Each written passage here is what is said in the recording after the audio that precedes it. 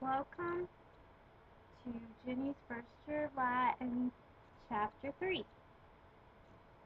I just did a video a few minutes ago in my PJs because I'm not feeling so well. So it's the same day, and I'm doing Chapter 3 now. After doing Chapter 2, I want to say Salve. Remember, that's hello. And we will start this chapter. It contains one of the most important verbs you'll learn in Latin, the verb to be. And I'm going to go ahead and put up the board, and we will discuss to be. Sum, learning the four principal parts. Sum, esse, fui, futurus. Sum means I am. Esse means to be.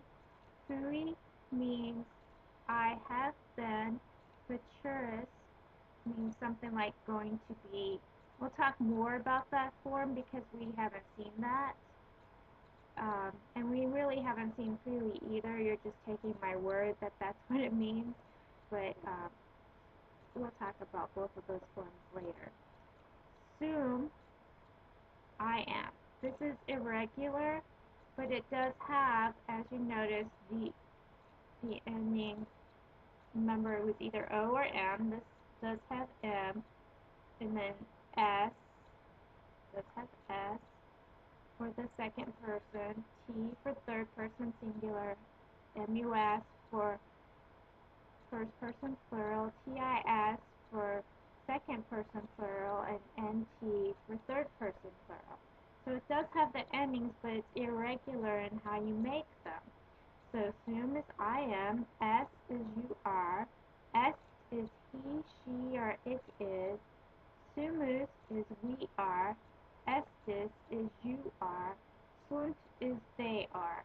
And since it's not a normal way of making a verb by taking a stem and adding the endings, you're just going to have to remember them as sum, est, sumus, estis, sunt.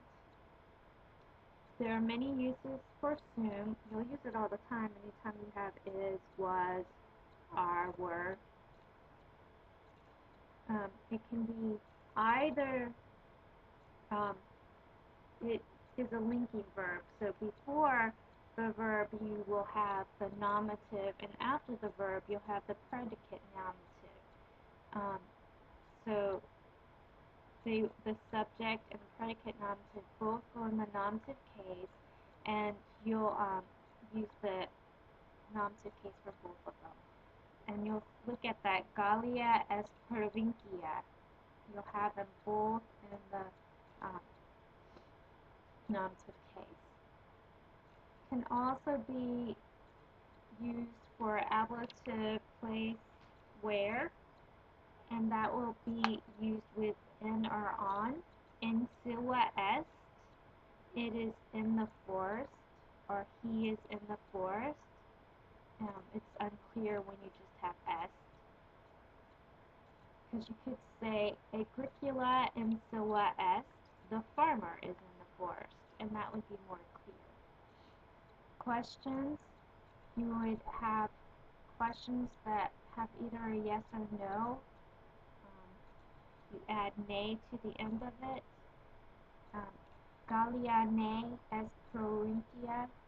In this case, they are using est, and that's what they're showing, that it's one of the uses with est. So make sure in your notebook, with your cases, your case usages, and then your nominative, being subject, etc., from the intro, and all the things I've told you write in the notebook. Also write down sum est, sumus estis, sunt. Pretty much, if I've written it on this board, and if it's the vocabulary, you should write it in your notebook. And remember, your notebook is a very important part of your grade. I want you to turn to page 15, and we will discuss the vocabulary. Europa, Europae, feminine Europe. Europe is not only the definition, but it is also the English derivative of Europa.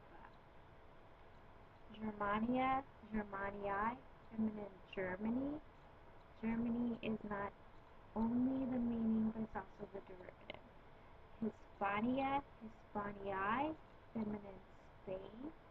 The derivative from this would be Hispanic. Nata, Natai, masculine sailor.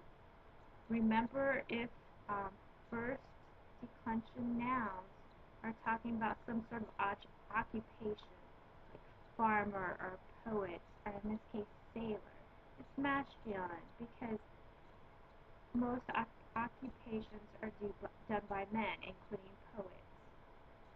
Most poets are going to be men back in ancient Rome, so that will be masculine. But the majority, again remember, of first declension nouns are feminine. Nautical would be a English derivative of nata. Porta, portai, feminine gate. Roma, Romi, feminine Rome. Terra, terrae, feminine earth. Tuba, tubae, feminine trumpet. And yes, tuba is an English derivative. Ria, riae, feminine road. And one thing I was writing down underneath it, the Via Appia was built by Appius Claudius, and that was done in 312 BC. And it's a very important road that you learn in ancient Rome. And we will be learning things about culture and history, and I'll be pointing it out, different culture and history about that time back then, in addition to the grammar and vocabulary.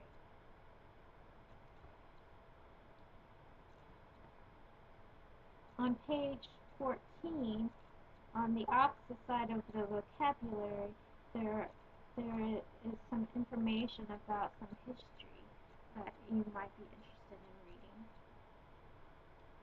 reading. And going on, will lie, and if you didn't remember this, but as a reminder, V's are pronounced like W's. Feminine farmhouse. And a derivative of that would be village. Quid is an interrogative pronoun, means what. Ubi, where. Ne, enclitic, signals a question. It is placed after the word attached to the first word of the question. So under the questions, the example is Gallia ne est provincia. Que is an enclitic meaning and. Another word meaning and, which I guess we haven't seen yet, et,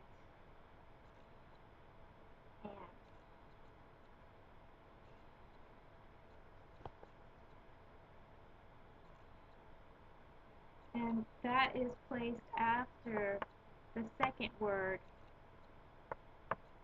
So if you're saying pueri, pueri que, you put the que after the pueri, and that'd be girls and boys. But you put it after the second word that's connected.